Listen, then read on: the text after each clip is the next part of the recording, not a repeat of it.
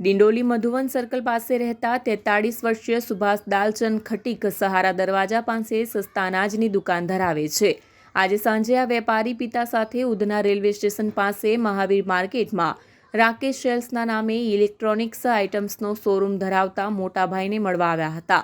પિતા મોજા લેવા નજીકની દુકાને ગયા હતા, જ્યારે સુભાષ દાલચંદ ખટીક મોટા ભાઈની દુકાન પર પહોંચ્યા હતા। દુકાન બહાર જ તેમનો એક યુવક સાથે ઝઘડો થતાં તેણે આ વેપારીને ચપ્પુ હુલાવી દીધું હતું। પોલીસે આરોપી નિરંજ ગંગાસાગરની પૂછપરછ કરતા ઘટના બની તે વખતે એક બાઇક પાસે તે ઊભો હતો। દરમિયાન સુભાષ ખટીક બાઇક પર આવ્યા હતા। શોપિંગ કોમ્પ્લેક્સના પાર્કિંગના જવાના રસ્તા પર એક બાઇક અડચણરૂપ રીતે પાર્ક કરવામાં આવી હતી। આ બાઇક તેની હોવાનું સમજી હટાવવાને લઈને માથાકૂટ કરી હતી। આ બાઇક પોતાની નહીં હોવાનું જણાવવા છતાં વેપારી બાઇક મૂકી પરત આવ્યા હતા। બંને વચ્ચે માથાકૂટ થતાં આરોપીએ પોતાની કમરમાં છુપાવેલું ચપ્પુ વેપારીને હુલાવી દીધું હતું। આજરોજ ઉધના પોલીસ સ્ટેશન વિસ્તારમાં મહાવીર માર્કેટ છે, જે રેલવે સ્ટેશનનો બ્રિજ છે એની બાજુમાં જ છે, ત્યાં એક હત્યાનો બનાવ બન્યો છે। આ ઘટનામાં આરોપી તરીકે નીરજ ગંગારામભાઈ કરીને એક વ્યક્તિ છે। પોલીસે એની અટકાયત કરી લીધેલ છે। અત્યારે તપાસ ચાલુ છે। આરોપી શું અગાઉ ગુના કર્યા છે એ પણ અત્યારે તપાસ ચાલુ છે।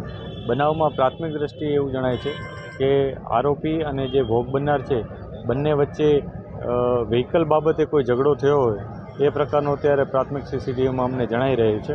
આગળની તપાસ અત્યારે ચાલુ છે।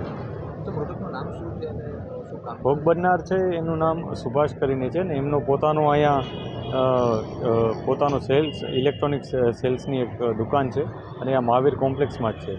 જે ભોગ બનનાર હતા એ લોકો પોતે પોતાના વ્હીકલમાં કોમ્પ્લેક્સમાં આવે છે અને એ દરમિયાન આ બંને વચ્ચે કંઈક બોલાચાલી થાય છે અને એમાં જે આરોપી છે એ એમને ચપ્પુનો એક ઘા મારે છે અને એમનું મૃત્યુ નિપજાવી દે છે। આરોપી જે ભોગ બનનાર છે એમને તત્કાલ હોસ્પિટલમાં લઈ જવામાં આવે છે, પરંતુ સારવાર દરમિયાન એમનું મૃત્યુ થઈ જાય છે।